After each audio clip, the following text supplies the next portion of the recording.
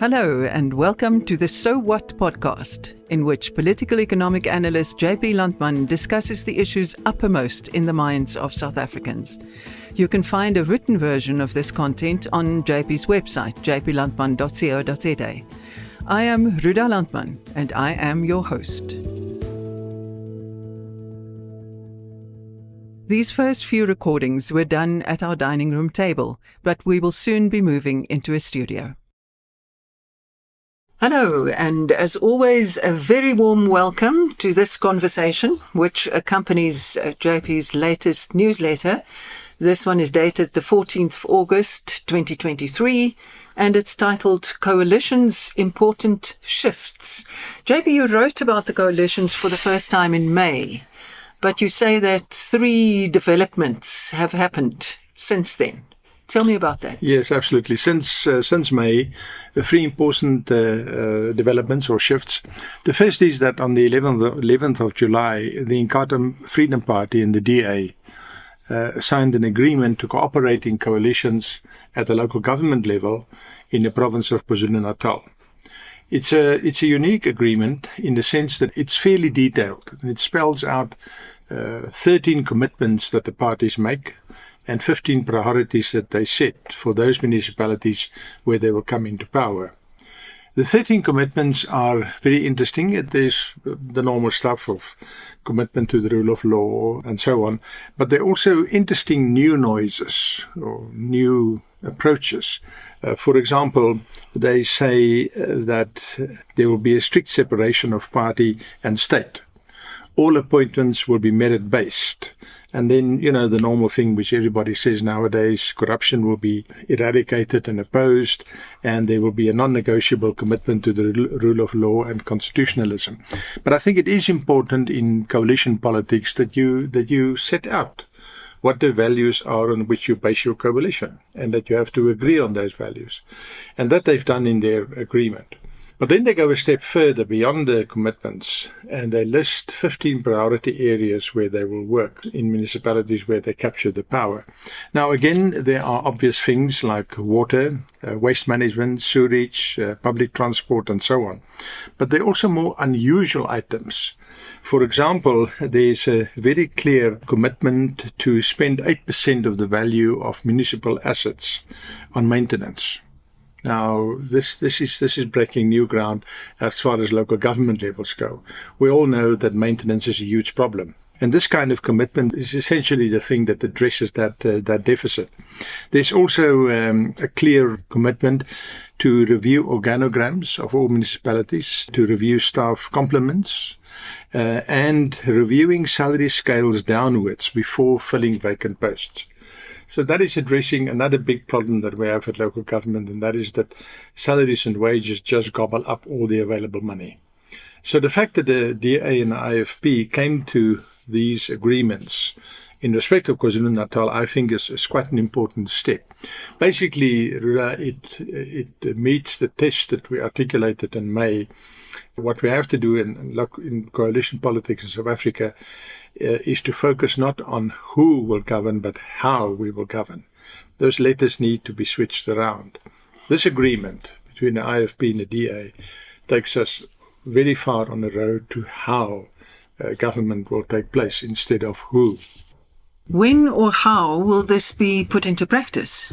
Well, currently the IFP and DA are controlling 13 local governments in KwaZulu-Natal. So it has already started. The second development that you referred to? The second development happened at the end of July, the last weekend in July, when the ANC Veterans League had the national conference, which was attended by some 460 delegates from branches from all 9 provinces. So the Veterans League have really, in the last while, established themselves by setting up branches. Now, to be a veteran of the ANC, you must be over 60 years of age, and you must have served the organization for 40 years uninterruptedly. So it's quite a test. They had a national conference. The president went there. He called the Veterans League the lodestar of the ANC. But what is very important is that they stated that a coalition between the ANC and the EFF is an unethical coalition. Now, those are very strong words to use. And for a senior body like that to say it that explicitly and that unambiguously, I think was also quite a strong development. Since we've written this note in the last week, Fikile Mbalula, the Secretary General of the ANC, was asked about this decision by the Veterans League Conference. And what was very interesting is he handled it very diplomatically, something for which he is not known. And he just said, it's the view of the Veterans League and the views of all parts of the ANC will be taken into consideration. But he did not denounce the statement by the Veterans League that a coalition between the ANC and the EFF is unethical. So clearly it tells you that there's movement, there's fluidity. The third development took place in the first weekend in August, I think it was 4 and 5 August, when Deputy President Paul Mashatile convened a conference on coalitions on the campus of the University of the Western Cape.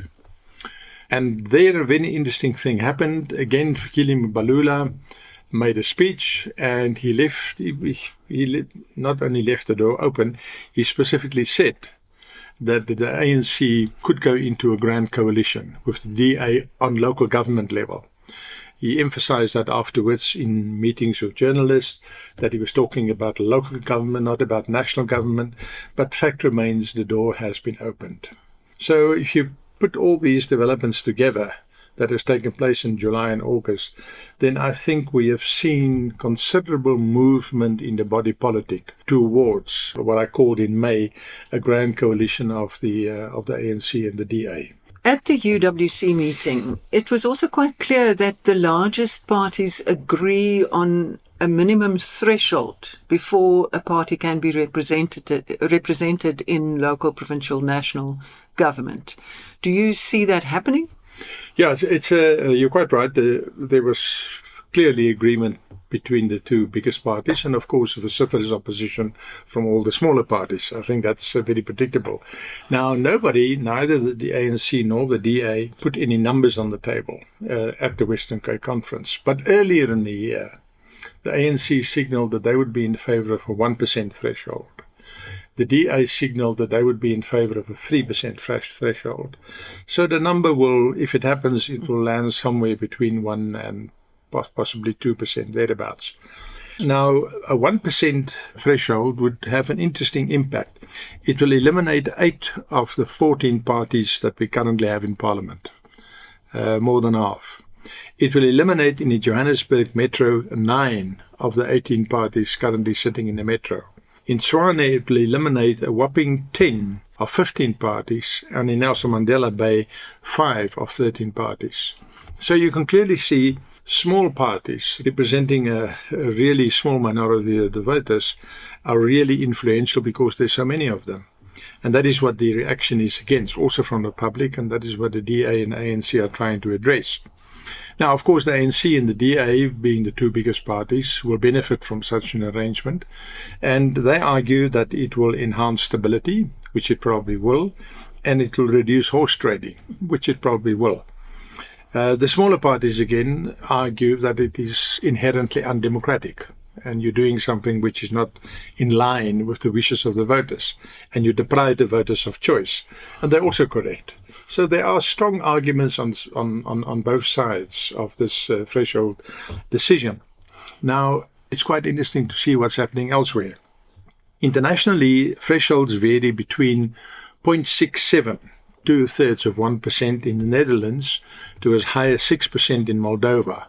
The most common threshold is 5%, and one finds that in countries like Germany, New Zealand, Poland and Hungary. Denmark has a threshold of 2%, while the threshold in Sweden and Norway are sitting at 4%. So you're talking old established democracies here. Scandinavian countries are hardly countries with immature democracies, and they have 2%, 4% and 5% thresholds.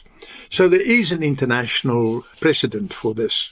However, the question that one must ask is, if you apply the 1% threshold in South Africa, parties like the African Christian Democratic Party and Al-Jamaah will be eliminated from Parliament. Do you really want to force these people to go extra parliamentary? I mean, that's what the consequence of a 1% threshold decision would be. Do you think that would happen? Or Well, would they simply be, their voters be absorbed in the bigger parties? They have people who support them. If their voters do not want to vote for other parties, then they are still there, they're still around. But by denying them access to the legislature or to the town council, you actually force them to go outside politics. And I don't think that's a wise idea. Can it happen in time for the 2024 election? No, Probably not. No, definitely not. We've got, it's now August, the election will probably be in May. If it is postponed for 3 months, that'll take it to August, 12 months from now. It'll be very hard to get legislation through Parliament in 12 months. Parliament just doesn't move that quickly. So no, I don't think it'll happen. In any case, even if it does happen, the legislation will be challenged in the Constitutional Court. I mean, there's no doubt about that. Does our Constitution say anything about Yes, this? it does. In Section 46 of the Constitution, it says that an electoral system must, in general, result in proportional representation. Now, what does in general mean? Is 1%, does that satisfy the in general requirement, or 3%, does it satisfy that requirement? That is something on which the Constitutional Court will have to pronounce, and obviously they'll have to consider it carefully.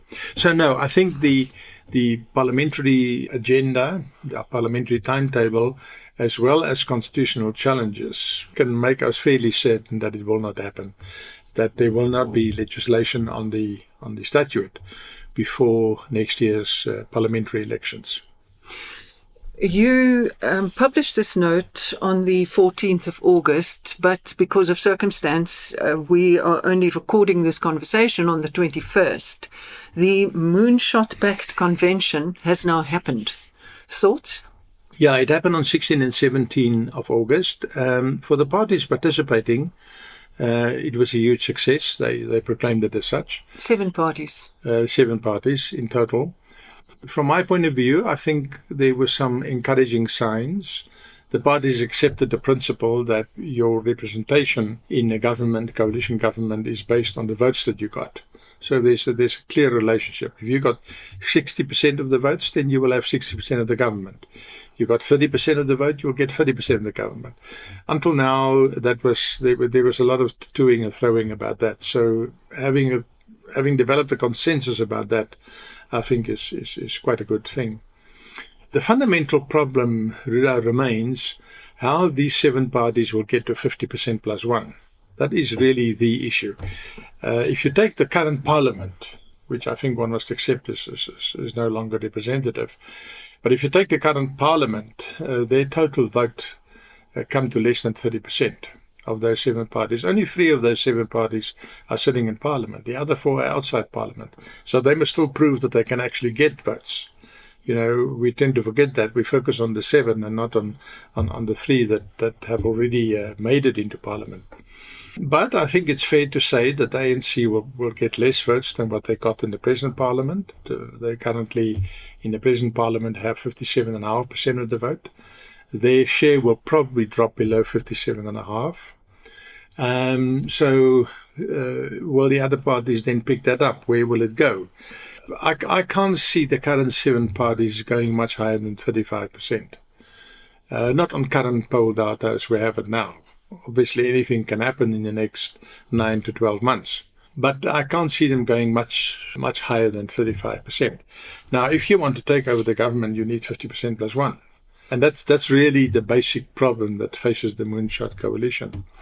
In May, you said that the most probable outcome would be that the ANC gets high 40s and that they can then go into coalition with the IFP, which will take them over 50. Is that still your view? Yes, I still think that's a possibility, but what has developed since then is this agreement between the DA and IFP on the local government level. And one must now ask the question, if you are a formal coalition partner in one province on the local government level, can you in the national government go into coalition with somebody else? That strikes me as a bit messy. And that strikes me as a bit sending confused signals to the electorate. So I'm not so sure that is as obvious as it was in May. In May, I think it was quite clear that the ANC would prefer to take the IFP. I've never shared the view that they will go to the EFF, which was in May the dominant theme from the chattering classes. I just don't think, I didn't think it then, and I still don't think so. I think events have shown to us that there's a lot of opposition to ANC-EFF coalition. So I'm not sure that they will necessarily get the cooperation of the IFP. And then the question is what else they will do. But as I said in May, it all depends on the numbers. If you get 47, 48%, well, then 2 or 3% are enough to get you over the line. If you get towards 40%, well, then it becomes much more difficult. And then the idea of a grand coalition certainly comes to the fore much more strongly. But then the grand coalition would, following your logic, would have to include all three of those parties, the ANC, the DA, and the IFP, because what you said now about working with the IFP going into coalition, or the other way around, actually, the IFP going into a coalition with the ANC at national level, the same holds true for the DA. Absolutely, yes, and I think you're right. I think the ANC would also like to have the protection, if you want, of the IFP. In a grand coalition, they don't want to be have exposed flanks to the EFF, who can then EFF and other parties who can then attack them. So it is quite possible that it goes that way, but it's a year away. Early days. It's very, very early days. Very early days. Just in almost theoretical terms, the German ambassador was a guest speaker at the UWC conference, and he made interesting points about how coalitions work best. Yes. So the German ambassador made a speech, and he relayed lessons that the Germans have learned of coalitions. Now, you must remember the Germans have had coalitions for a very, very long time, many decades. And not just on the national level, but also in the Landeren, in the provinces. So they know about coalitions. And the ambassador shared that with the conference. And I think a couple of them were very important. He said coalitions is about the politics of inclusion, not exclusion. And I think that's a very important point for us in South Africa. We tend to emphasize who we will not work with, not who we will work with. So that's a strong point. Coalition is the art of negotiation, not the art of war. It sounds absolutely trite, but a lot of people don't practice that. Again, in our country, we like to go to war and use war-like language instead of negotiating. Issues first, appointments later. In other words, how, not who. Issues first, how, not appointments, who. That was an important message from him. And then concrete policies must be agreed on in advance. Now, that's exactly what the IFP and the DA agreed in respect of KwaZulu-Natal local government authorities. A concrete program of action, concrete policies that they will pursue. And then, of course, trust is absolutely critical, and for that you need transparency and openness. And again, that is where we can learn from the Germans. Another interesting point about Germany, Ruda, is that after the last elections, when Chancellor Scholz eventually became the Chancellor, the elections were held in September. The government only took office, and Chancellor Scholz was only inaugurated in December. So there was a long time lag between the elections, when the results were known almost immediately, and actually taking office. So what happened in that long time lag?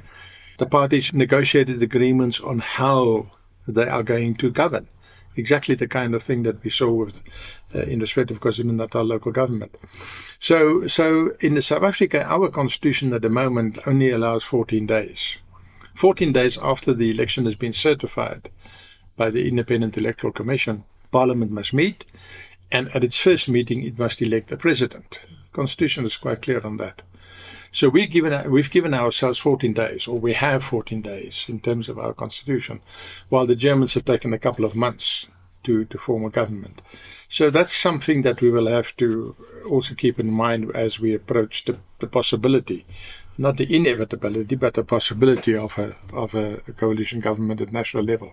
Can I just make one more point about coalition forming? I think it's quite clear that the majority of South Africans are not radical. We see that from opinion polls, but we also saw it in the 2021 July unrest. And we've seen it in various areas of our national life.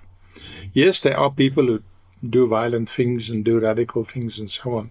But when the tire hits the tar, South Africans are in the middle of the road lot. Now that implies that large numbers of political party supporters are also middle of the road people. And the logical conclusion that a number of ANC supporters are also middle of the road people.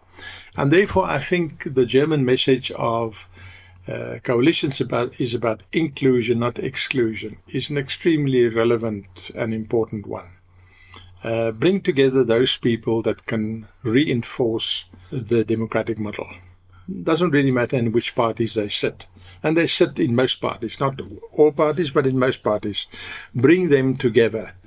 And that is the message that we must take from opinion polls and other data that tells us that South Africans are not really a radical bunch. Many people worry. They are afraid, they have a fear that the junior partner in a coalition will be swapped and in the next election just wiped out. Especially, I think, DA supporters fear that. Is it legitimate? Well, as one DA supporter said to me, the DA will be dragged down by the ANC. And I think that sentiment is fairly widespread. Yes, I think it is legitimate. We saw it happening in the United Kingdom when the Liberals went into a coalition with the Tories, and in the subsequent election, the Tories triumphed and the Liberals were wiped out. The counterexample you find on the continent of Europe, Germany, for example, where there are small parties like the Free Democrats who regularly fall below the 5% threshold, then they fall out of parliament. Next election they come back and they're above 5%, so they're represented. And then they normally, not always, but quite often form part of some ruling coalition. Yet they retain. They remain independent and they retain an independent identity and political program and so on. So I think what one must learn from that is to be very clear on what you will agree to and what you won't agree to. What are fundamental commitments or values that you as a party have on which you are prepared to negotiate and which not.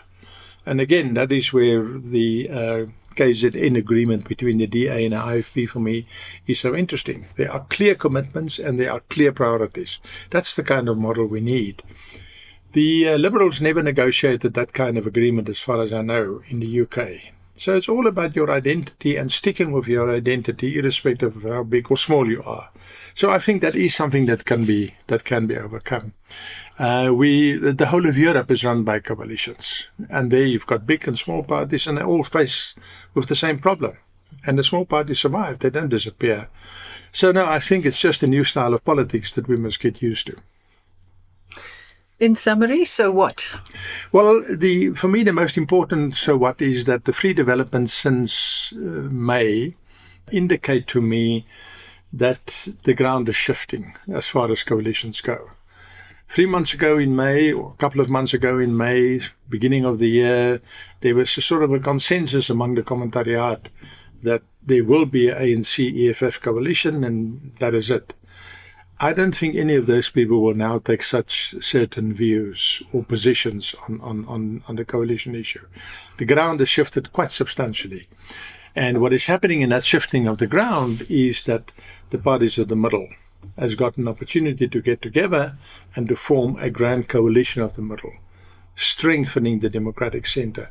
I think that opportunity now is bigger than what it was in May, and certainly much bigger than what it was in January. So what for the probably most pressing area, and that is local governments?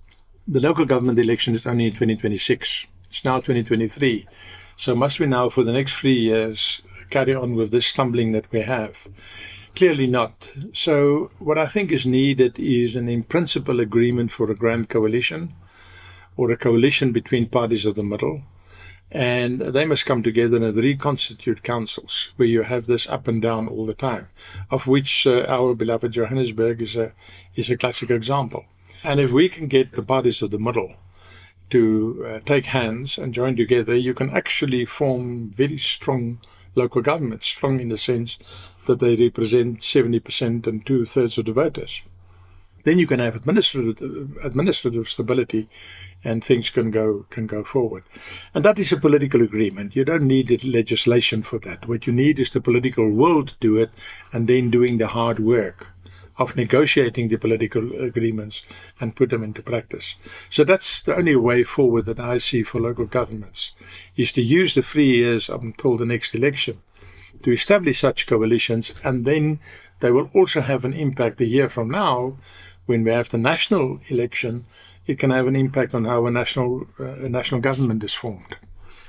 Can I push you on, do you think it might actually happen that people in local government form solid coalitions and come to this kind of agreement? Well, what we hear from the political arena is that people in Johannesburg are saying there will be a change in government again quite soon. We've now had, 8 mayors in 8 years or something. 1 year, similar noises from Nelson Mandela Bay. It looks as if the DA-led coalition in Tshwane is surviving in spite of attempts to topple it. So it does seem to me that there's a kind of a shifting of the ground, or a shifting of positions rather. And I think it's quite possible that it can develop, yes. I'm not making a prediction, but, let's see what transpires over the next 6 months. Thank you for listening to the So What podcast. If you enjoy this content, please don't forget to leave a review and a rating, and please consider subscribing so you don't miss any future episodes. Also, tell your friends. Remember, you can find a written version of all JP's content at jplandman.co.za.